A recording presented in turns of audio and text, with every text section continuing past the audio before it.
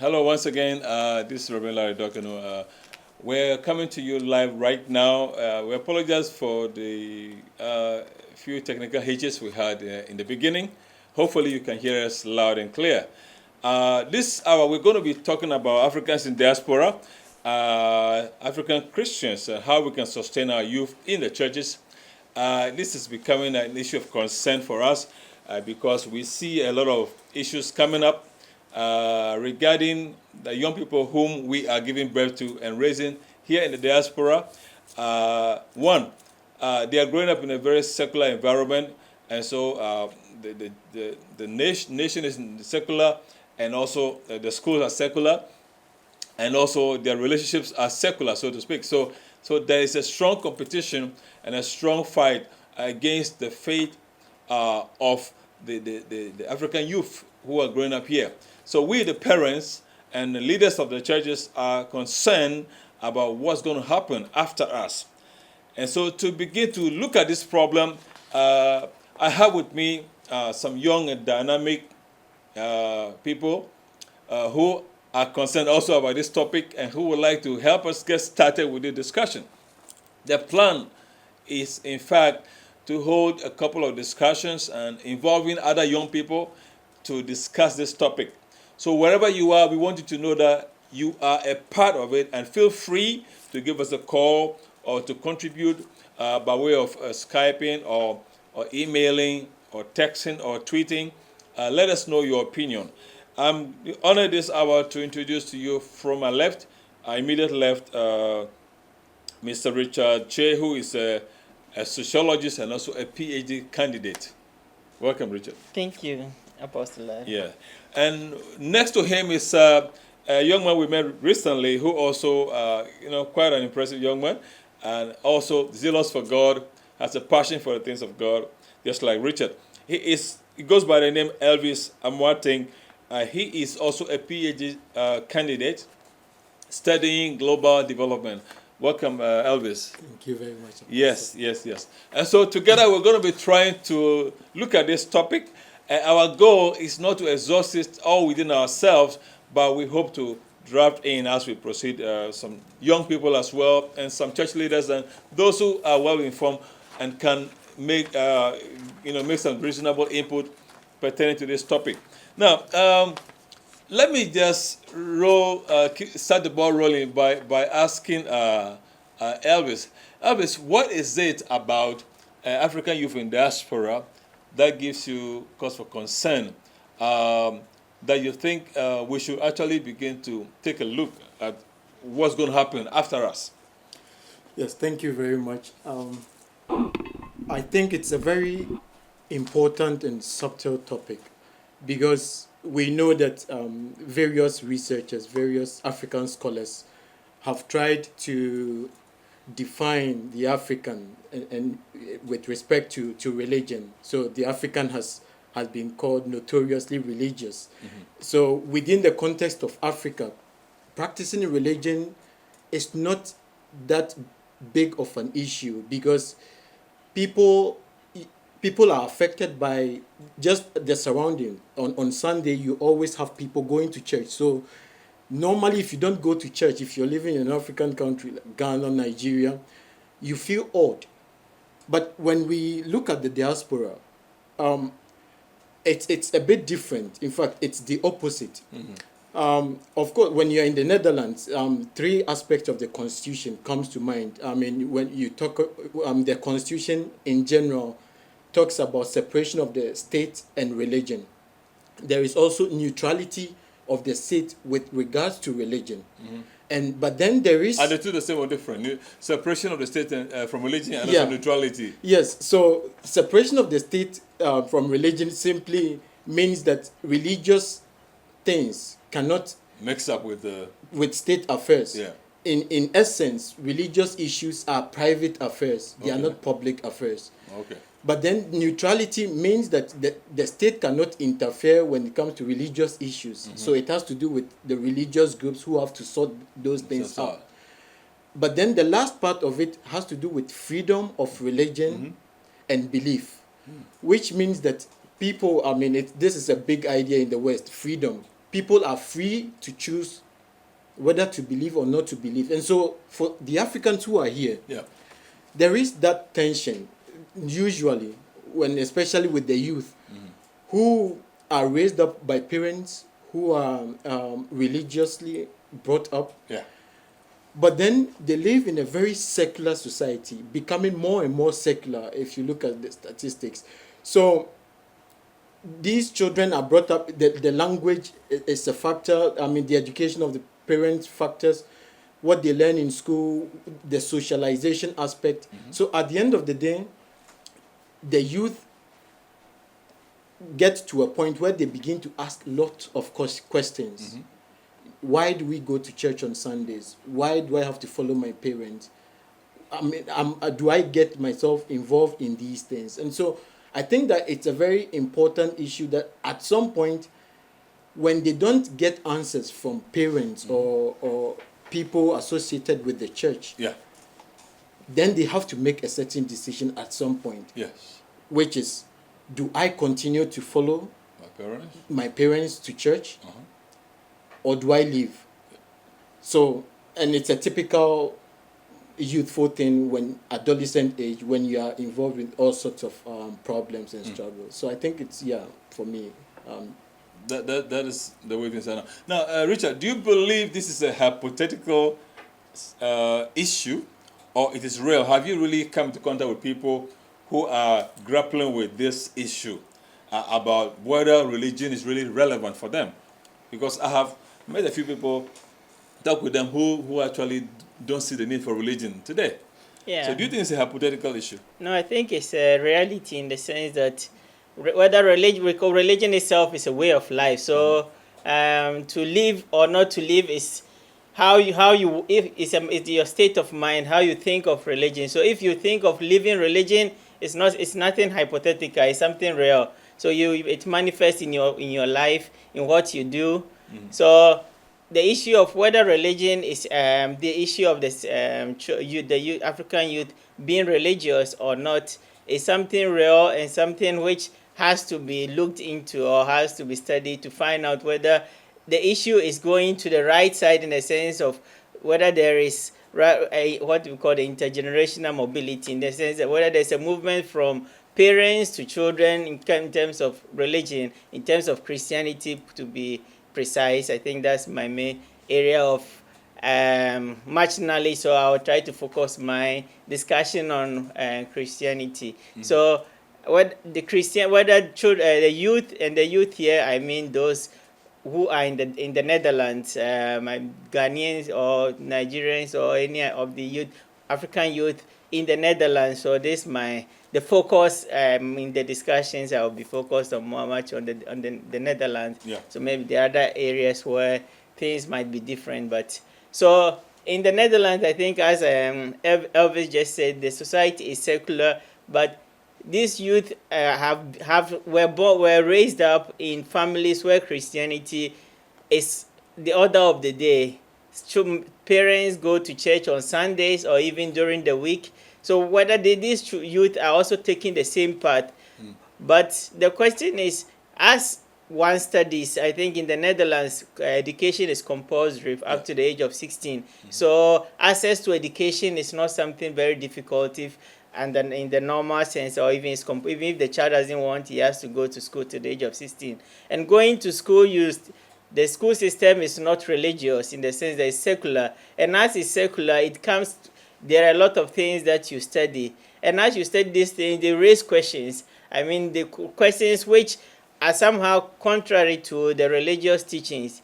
So as they get back home, they begin to ask parents questions. Can you give me an example of something they study? Actually, questions. For instance, I think a very simple question is about this issue of gay lesbian issue. That's one thing which is very common, and also about this sex issue, whether to have sex before or not. And so these are some of the practical issues, and whether Jesus is a man who came to the world and just left, or he's actually the man-made God, or the God-made man. God-made man. So these are issues because if you go to the study, something you have to always prove. I mean, in science, you have to see the thing black and white on the paper too. And these are questions which are based, which you go back to your faith. Yeah. So it's, you don't just take it as or it is on the paper. You have to have faith to take those things. And to let somebody have the faith, you have to the person has to be convinced. Yeah, and that is where the point is. So the point is whether they are convinced, because Christianity or a religion is about conviction. Yeah. So, and it's not easy. You can't force somebody to be convinced. You convince somebody through words and through the person's own knowledge. So, but unfortunately, parents are religious. They are brought up religious in the way they are, not having some kind of, I would say, theological, but not so theological in the sense of the word theology, but having some much reasoning behind their being religious. Yeah. They were born with parents who were religious, and nobody did it, because in Ghana it's easy not, or in Nigeria, not to question your religion. It is very easy, but here, as I said, because of educations, maybe some parents unfortunately couldn't have access to those education, or even they have had access. For instance, I went to a secondary school where even during the secondary school, it wasn't a religious secondary school, and but in the morning we had to pray, in the evening we had to pray. So we have this kind of lifestyle in African setting, which would not allow you sometimes to question your religion. Yeah. But here they don't have, so they have two different worlds: the world in the school and the world at home or in the church. So how to confront these two issues? I think that's why it is important to have a discussion on this, and to let maybe the youth out there to know that religion is something real. They have to be convinced of it, and in getting the answers right, I think parents have to have the courage to explain, or they have to know that these questions that they are raising are not just questions they don't raise them out of ignorance or out of because their curiosity, but they really want to live their Christian life.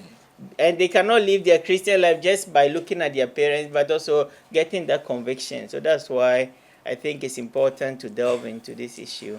Well, you said a lot of things. Yeah. But one of things which kind of you left behind, as we're speaking, was the fact that the parents of some of these African youth maybe were not so highly educated, and therefore are not able to answer questions posed by their kids regarding the faith. But I think that faith really is not an issue of the intellect or the mind. Faith goes beyond the mind to the heart. You get a picture? So we do have, indeed, the popular saying or belief some people try to put across is that religion is for the masses. Religion is for the poor.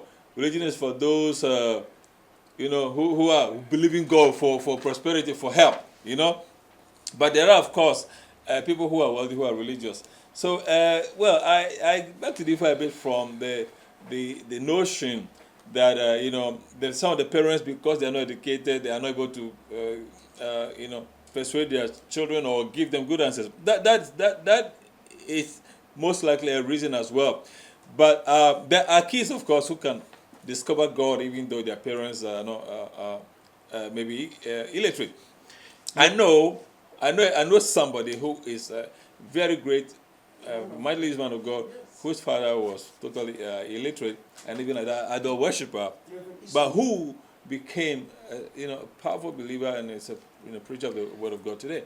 You see, so I do agree with you. However, I wouldn't want us to believe. I mean, take that as an absolute. If I may go ahead. add something. I agree perfectly with you. Especially when it comes to faith. Yeah. I mean, some authors say that faith is a gift. In fact, you can't really.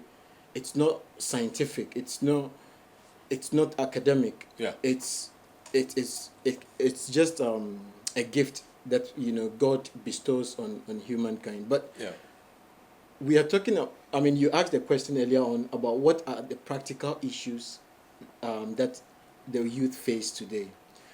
let me come. Like example, if I Now, give you what are the? Do we have a real concrete Concrete evidence that distance. the youth are grappling with Yeah. the issues of faith today? Exactly. Last week I was discussing with a cousin of mine here, and I mean he had learned about evolutionary theory, how the world was created. Yeah.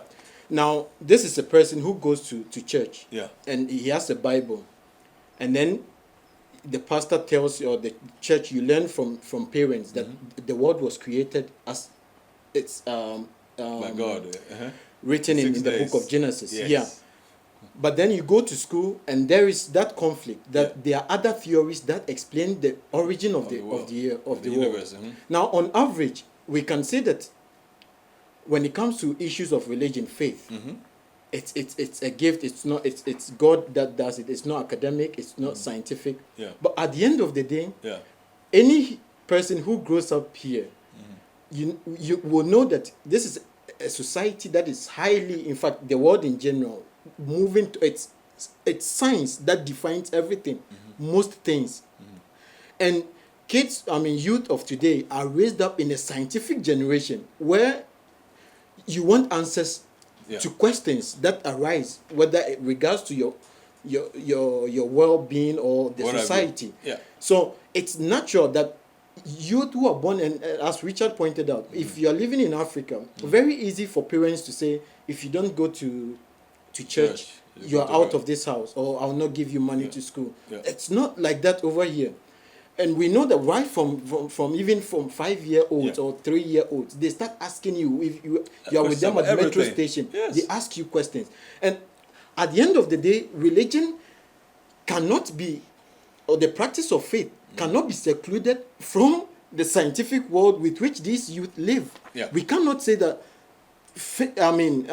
because faith is from God, when people need answers and they don't find them, on average, how many people will remain when you don't have answers to questions that are bothering you? That is the question. You can have isolated examples. I mean, when we are dealing with human beings, we know, like Richard, human sciences, you know that there will always be something that is out of the norm. But on average, how many youth can you contain when you have loads of them coming to you to ask, why is evolutionary theory like this? And then the parent sits there and says, what is evolutionary theory? Yeah. But if a parent has an idea of this thing, you say, okay, this is one way of explaining how the world came to be, and this is the other way of explaining. So that is the kind of knowledge that I think Richard wanted to point out. Yeah.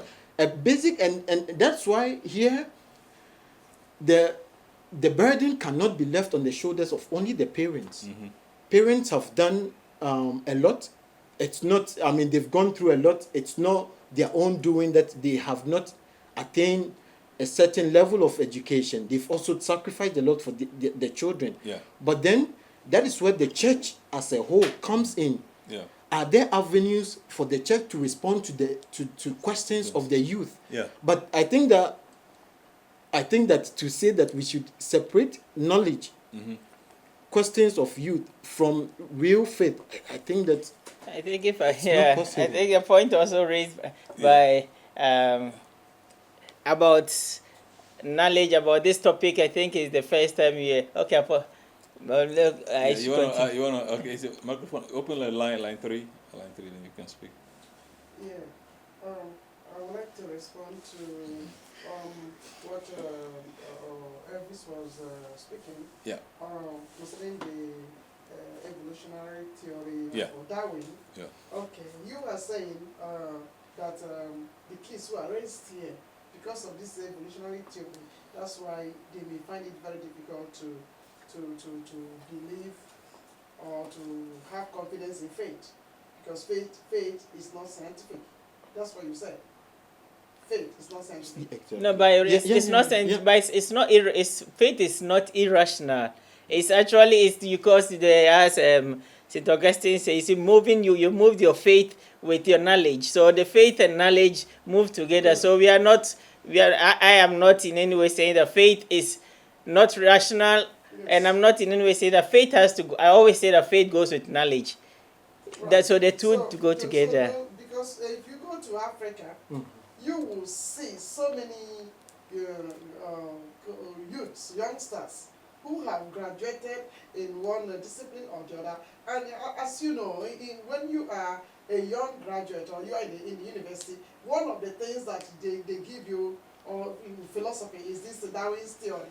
They try to use that Darwin's theory to shift your mind, you know, from being focused to church, because in the campus you have all of these fellowships and Christian organizations, okay? So people are paying attention to their lectures, and at the same time being divided to go to those scripture unions and Christian fellowships. Yeah. So how come that youngsters in Africa are not just divided, they are not confused by this Darwin's theory? Because if any child here is saying, okay, I've gotten another theory about the creation of the world, Darwin's theory says that man evolves.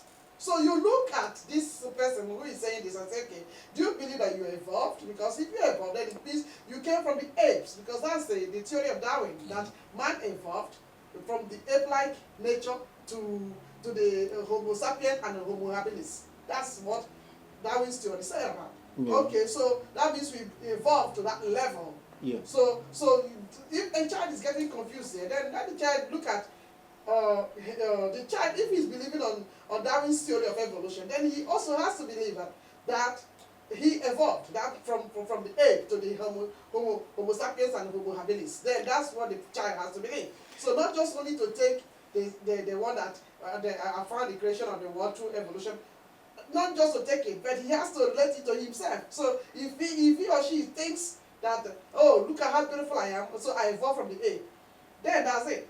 But I think the students from the children in Africa, the youngsters in Africa, they have gone through all of this and their minds were not confused. All of us passed through it and our minds were not confused. Yeah, but I think the point remains that the society you live in is very important, that the sociological setting in which a child...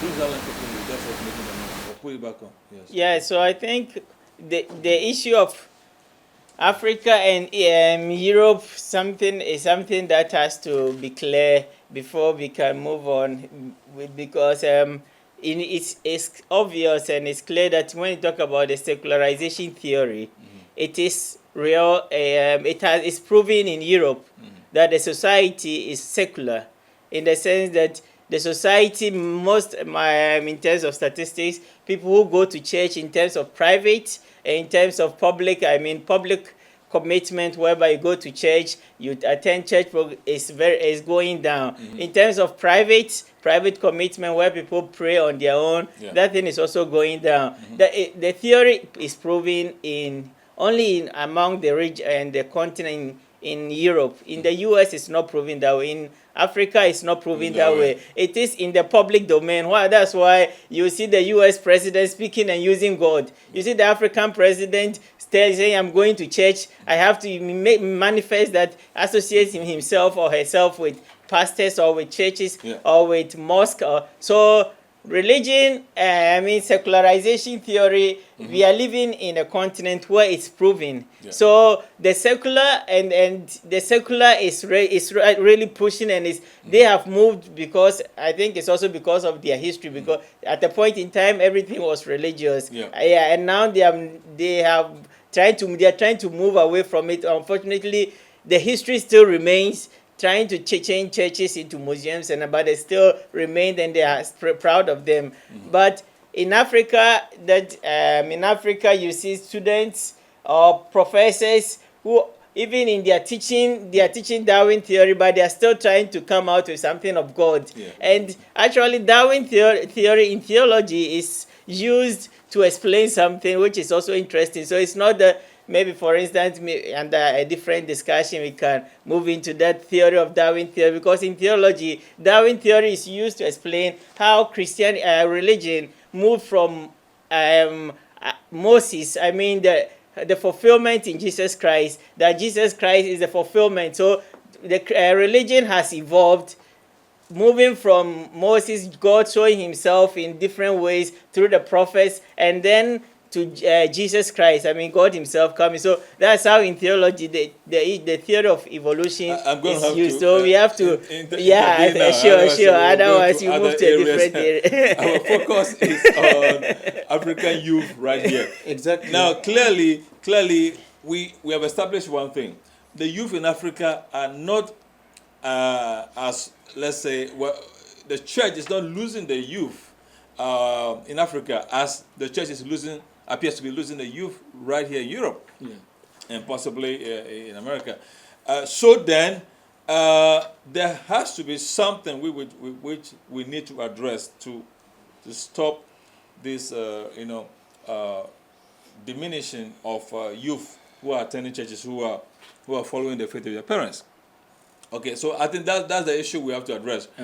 I don't think there is any problem with the faith per se, or any problem with the secularization theory, as we were talking about. People can choose to believe what they want to and practice what they want to. Religion is actually a personal thing. It's a personal faith anyway.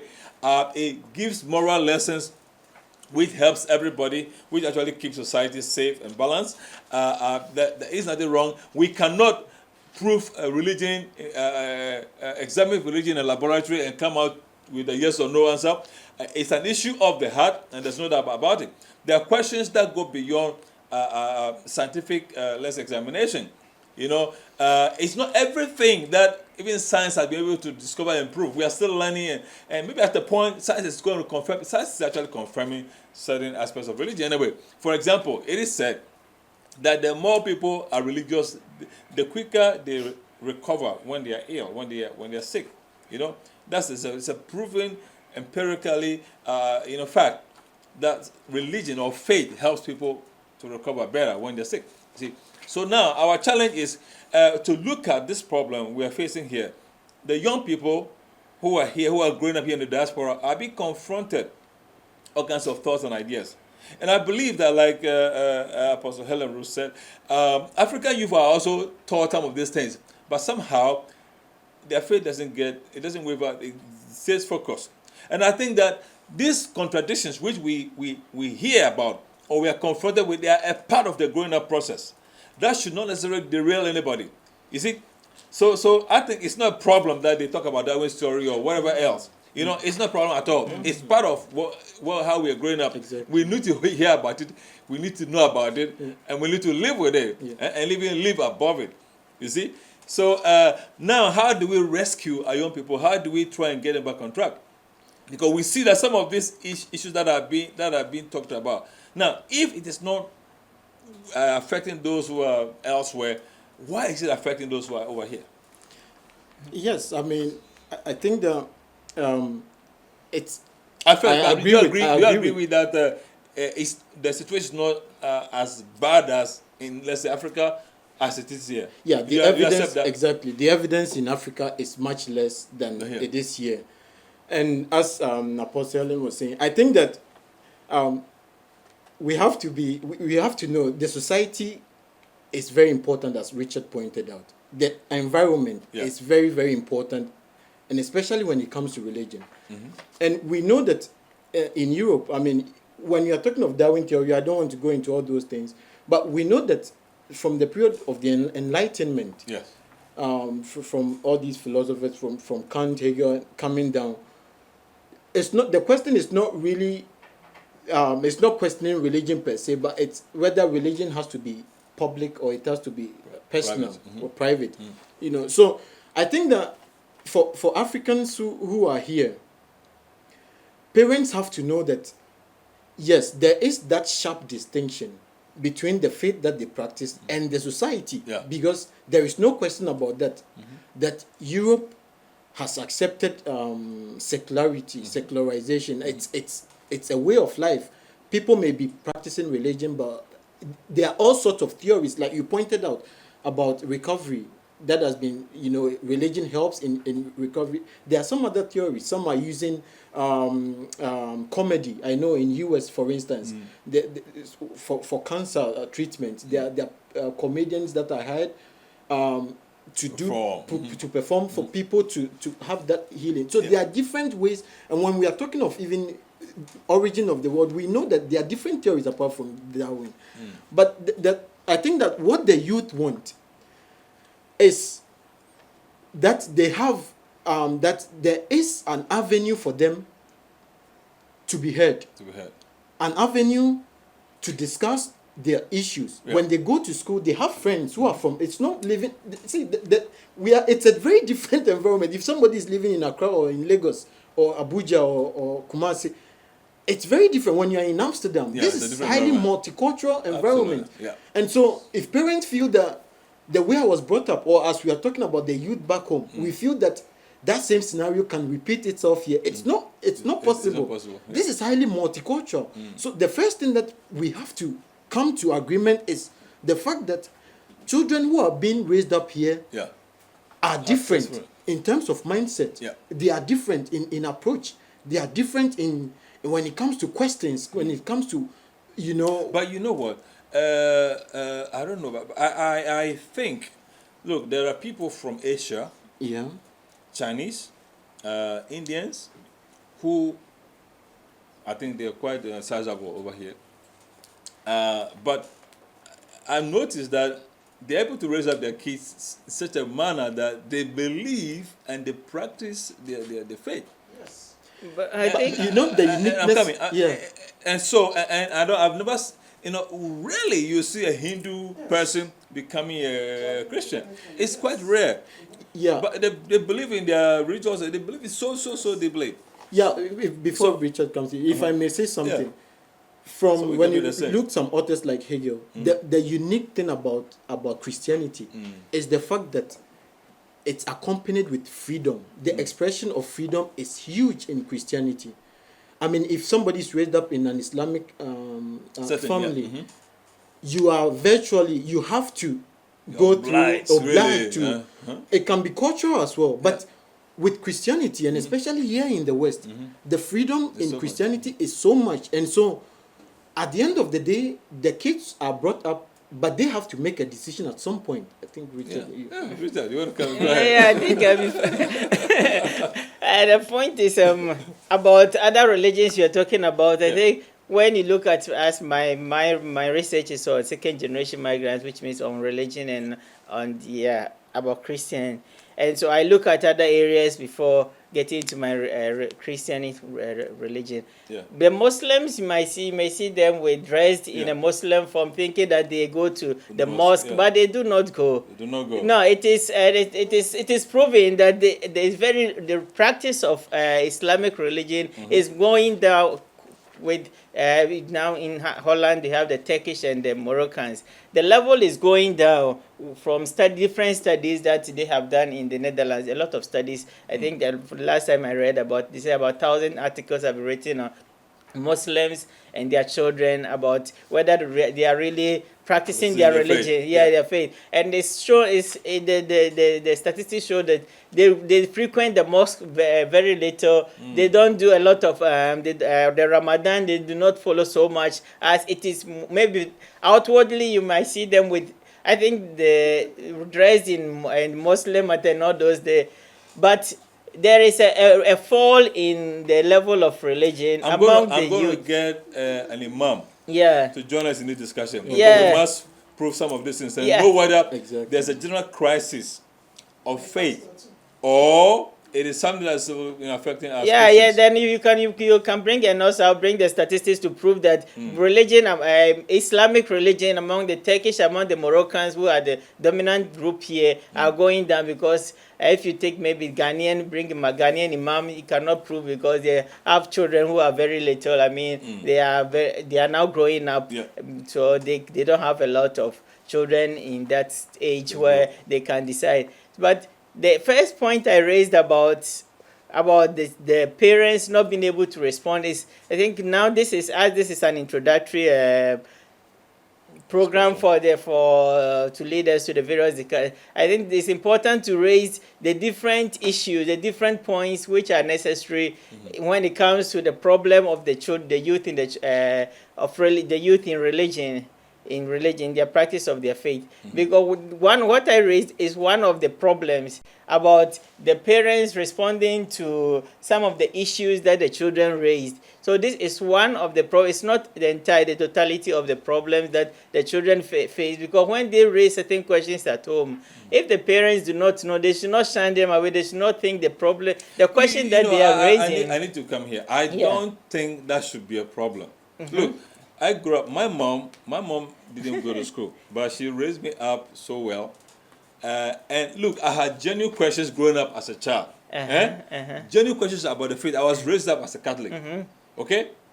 And I mean, I found myself, I was really involved. I was a mass boy. I was really involved. But as I was growing up, I began to have questions coming up, because I have friends who were not Catholics, and they will sometimes they mock me and they will tease me and they talk about, they say, you guys worship statues and all these things were coming up. Why do you guys pray rosary like the Muslims? They tell me, and then as a kid you don't have answers to these questions. Now my mom doesn't know. I mean, I can ask her, but she doesn't. She is not able to convince me with a good answer. So where do I go next? I go to the Catholic priest. I said, Father, please, can you answer me why this and that and that?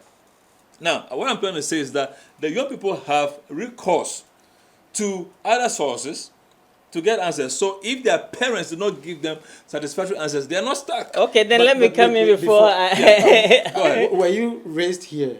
Or I wasn't raised there. Exactly. No. I'm coming. I'm not saying it's the same. I'm not saying.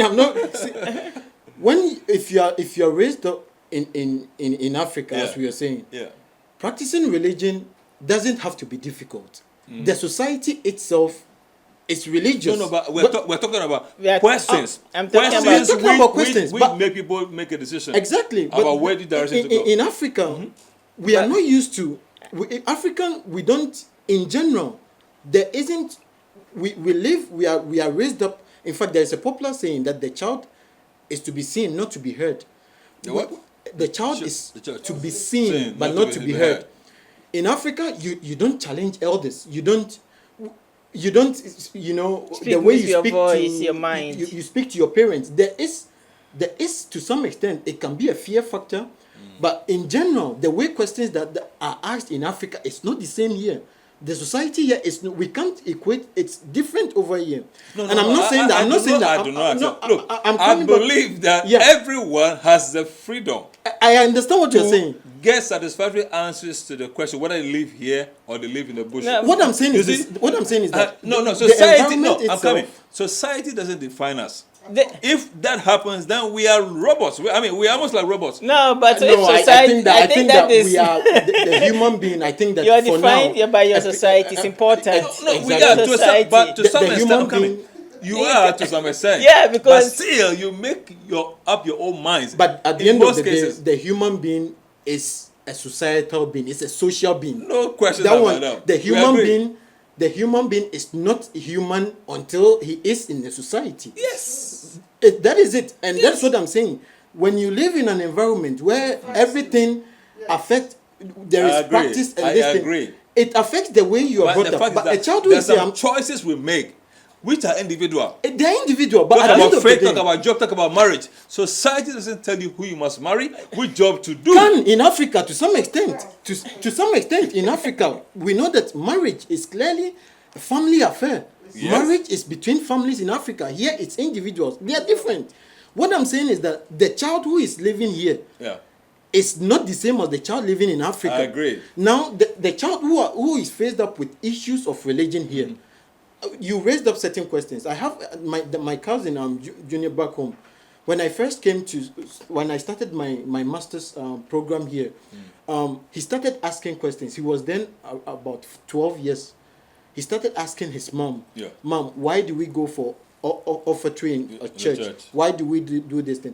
Now the questions kept coming at different moments. At some point, the mom would say, "Go and talk to Elvis," because at some point, his mother felt that she couldn't give him the kind of answers that he was looking for, and was like, why don't you talk to Elvis? This is real. Now, as to whether I know that some of the churches I've visited over here, you go there, the children follow their parents. Sometimes they are Separated. they are separated. The parents do, they sing, they dance, you know. But there are different categories. I would say that 3 different categories of kids here. The first are kids who grow up and they end up appropriating their religion. They end up, I don't know, studies have to be done, but Yeah. they grow up in such a way that they take the religion upon themselves. Yeah. And they even start new groups on themselves. They Yeah. are very active. Yeah. They are the second group. We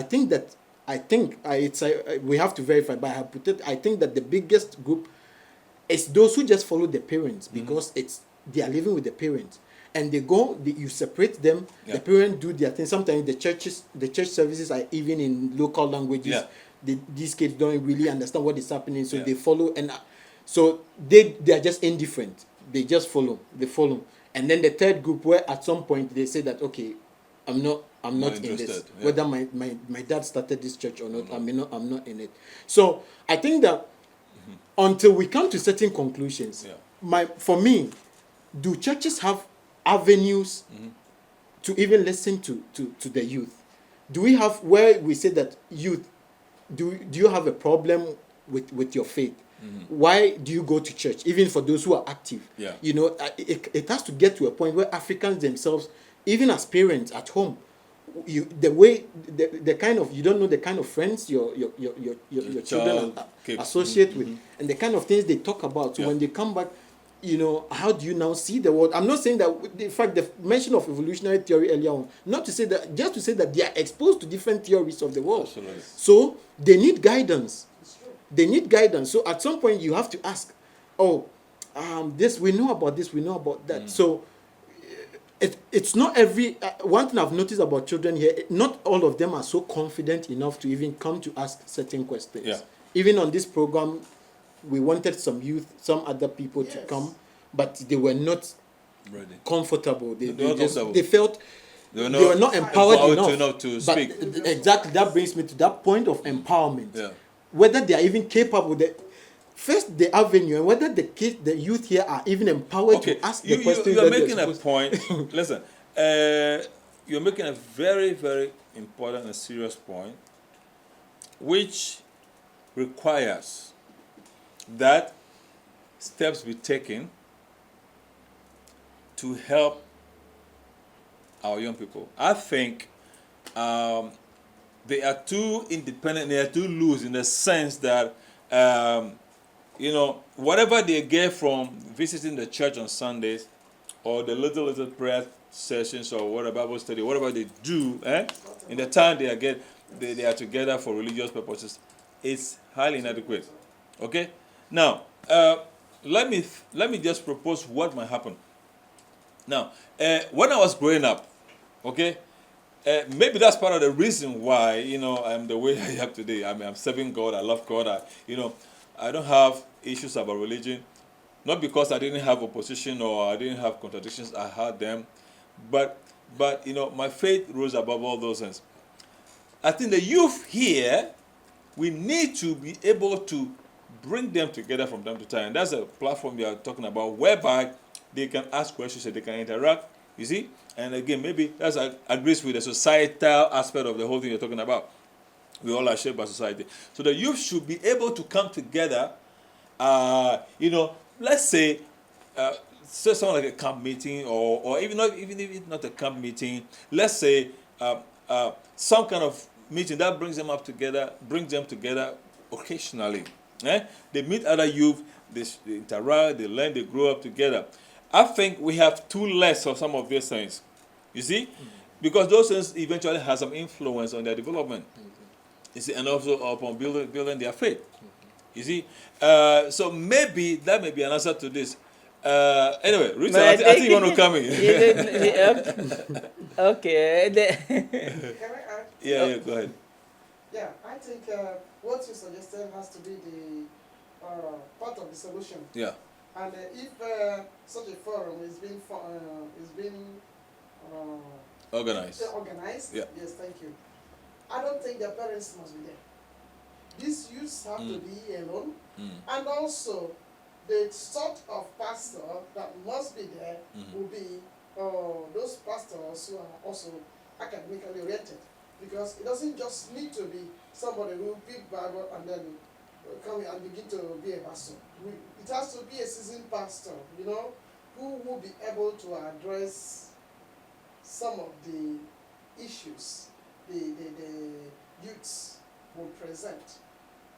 If their parents will be made to be there, Yeah.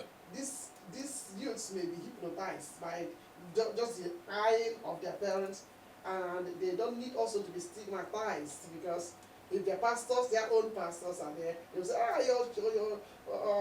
if a youth raises a question which is contradictory to the faith of the parents, the pastor may bring it back to the parents. So it has to be something that is The youths well are neutral organized, all by themselves neutral. with the No, there leaders. must be some spiritual leaders to guide them. Okay. So that's my Yeah, contribution. I think this is a need which has to be, seriously undertaken, because if we do not get the leaders to become aware of this risk we are all running right now, whereby we risk losing a whole generation. In fact, there are some youth that I know who are busy. I mean, they are serious about serving God. In the Pentecostal circles, you can see some of them like that. They are busy praying, having Bible study and stuff like that. But we're talking about the majority here who we risk, losing along the way because they are kind of wishy-washy, not solid, isn't it? Yeah, I think as I continue to develop my point on the issue of the parents and the child thing, I think we are talking about migrants here. We are not talking about somebody who Ghanaian or Nigerian living in Lagos is living in the home country. These are migrants, so they are a category of people. That's why they are stated they are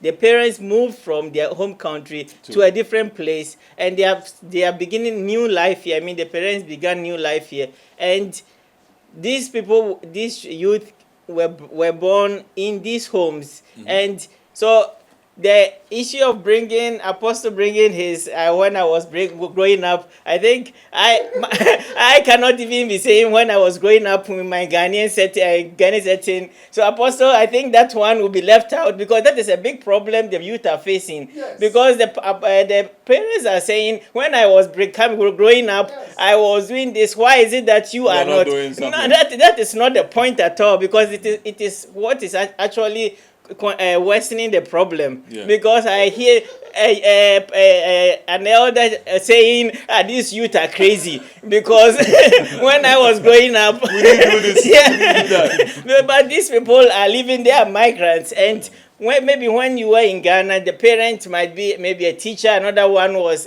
a secretary, but here and in the social setting, the economic setting, unfortunately, maybe are different. academic thing and their education and other things are not taken into consideration, and also discrimination and all that. So the parents are working, they fall under in the low class, low income levels group in the Netherlands. So that is already a point.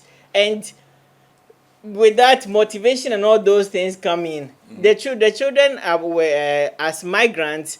It is known that they are limited in certain things or they are disadvantaged in certain things. Yeah. And now, as I said, religion is going down in Europe. And here you have everything religion, going to church maybe twice a week, another. So these questions, they ask questions, and you said they should ask. You were fortunate you have maybe priests who have studied, who have gone to the seminary, and others who have actually gone to study done Bible studies, gone to school. But here we have elders who actually became elders because they are here, who became pastors because they are in because they formed something here. Yeah. Not that they came as pastors, not that they were their dedication and others had nothing to do with pastoral, but because there was the need. Yeah. As migrants, they had a church. There was a need for a pastor, Yeah. so he was made a pastor. There was a need for an elder. He was made an elder or a deacon. Yeah. But when it comes to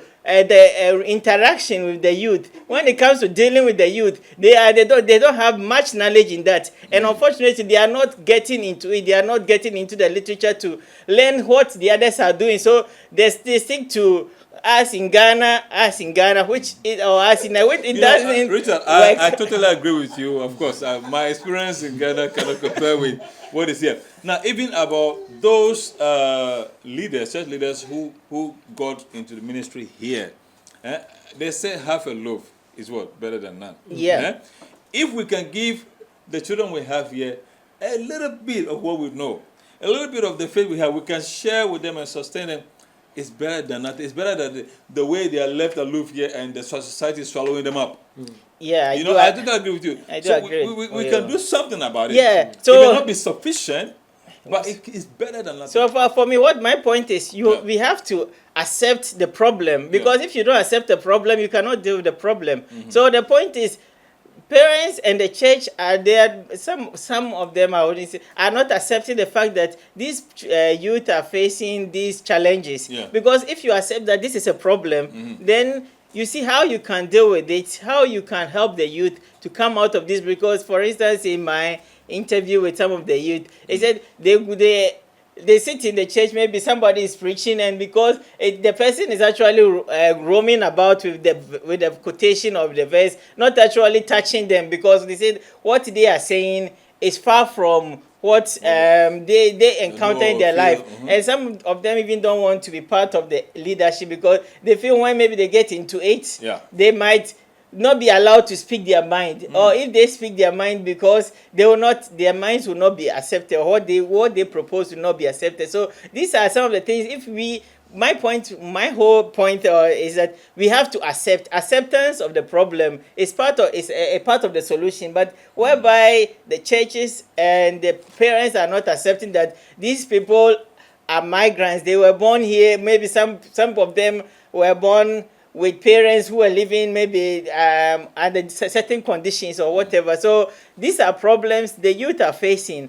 They are facing about here going to school, because sometimes I ask them, in my interview, I ask the question, how do you express your faith? I mean, in the universities or in your schools, how do you manifest that you are a Christian? Yeah. But because maybe in the social set, because in Ghana or in Nigeria, when you are a Christian, it has a kind of social status. People look up to you. You have a kind of respect. But here, maybe when you show that up in schools, you may be mocked at. Yeah. So these are some of the things that these youth are facing. So my first point is acceptance of the problem, and then we have to, the elders and the pastors, and they have to know that the setting is obviously not the same, different from, so they should not be using so much. I think accepting the problem is really not an issue. I mean, it's a given. No, it's a given. We know it's there. But unfortunately, when you get to the ground, you see that people are not churches and parents are not they are not able to conceive. It's a matter of being able to conceive why even this is happening. That is my point. I'm supposed to say that because people are not, maybe a youth sitting before told me, an elder saying, my child came from home and asked, why is it that in the church I used we preach against lesbianism, because this is to the parents a shock that the child who has grown up in the church come home and ask such a question. So that alone puts the child off. So the problem is not accepted. So it's not it's not given. That's a good one. Well, ladies and gentlemen, we are dealing with a very serious topic here. African Christians in the diaspora, how we can sustain our youth in the church. It's quite a serious matter. It has many sides to it. And we believe that you are part of the solution. You can contribute by giving us a call. The studio line is 020-337-4160. That should be on your screen.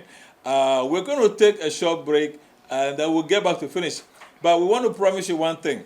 We will be continuing this discussion, maybe 2 or 3, sequels, and hopefully we'll give you more chance to be a part of it. And of course, we would like to have some of the youth on the panel to hear their point of view, to see where we take it from here. But at the end of it all, it is our belief that we can launch something to reach out to our young people so that we will save them from getting lost. You know what I mean? I mean, from losing their faith and the faith of their fathers. And if they have questions, which are genuine and strong, we will have to find a way to settle those questions. So please, don't go away. We'll take a short break and we'll be back soon.